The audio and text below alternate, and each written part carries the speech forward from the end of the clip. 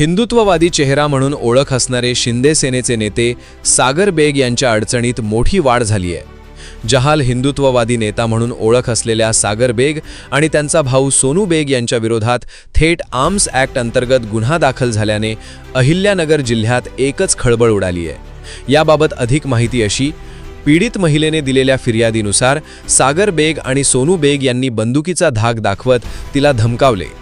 त्यानंतर तिला बेग ग्रुपमधील पंटर बाळू साळवे याच्यासोबत जबरदस्तीने शारीरिक संबंध ठेवण्यास भाग पाडल्याचा गंभीर आरोप फिर्यादीत करण्यात आला।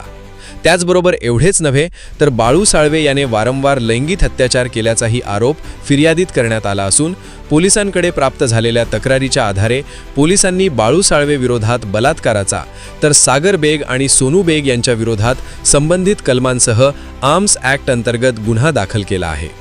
या प्रकरणाचा गुन्हा सुरुवातीला शिर्डी पोलीस ठाण्यात दाखल करण्यात आला, मात्र घटना श्रीरामपूर हद्दीशी संबंधित असल्याने शिर्डी पोलिसांनी 0 FIR नोंदवून गुन्हा रजिस्टर क्रमांक 712/2026 कलम BNS 64-2,49 45 आर्म्स ॲक्ट 3,25 श्रीरामपूर शहर पोलीस ठाण्याकडे वर्ग करण्यात आला असून आता या संपूर्ण प्रकरणाचा तपास श्रीरामपूर पोलिसांकडून सुरू आहे। विशेष म्हणजे सागर बेग यांची राज्यात जहाल हिंदुत्ववादी नेता आणि शिंदे सेनेचा आक्रमक चेहरा अशी ओळख आहे। विविध आंदोलनांमुळे मोर्चामुळे ते नेहमीच चर्चेत राहिले आहेत, मात्र आता त्यांच्यावरच आर्म्स ॲक्ट अंतर्गत गुन्हा दाखल झाल्याने राजकीय वर्तुळातही खळबळ उडाली आहे। मागील काही दिवसांपूर्वी श्रीरामपुरातील हॉटेल व्यावसायिक आकाश दुबैया यांच्या हत्या प्रकरणात बेग टोळीवर गंभीर आरोप करण्यात आले होते।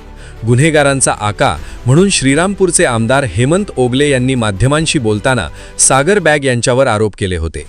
या आरोपांनंतर बेग बंधू चर्चेत आले होते। दरम्यान सोनू बेग याला याआधीच पोलिसांनी अटक केली असून आता या नव्या गुन्ह्यामुळे सागर बेग आणि बेग बंधूंच्या कायदेशीर अडचणी आणखी वाढण्याची शक्यता व्यक्त केली जात आहे। या संपूर्ण प्रकरणात पुढे आणखी कोणते पुरावे समोर येतात, तपासात आणखी कोणाची नावे समोर येतात आणि पोलिसांकडून पुढे कोणती कारवाई केली जाते याकडे आता संपूर्ण जिल्ह्यासह राज्याचे लक्ष लागले आहे। एस न्यूज मराठी वाहिनीने घेतलेला ब्युरो रिपोर्ट।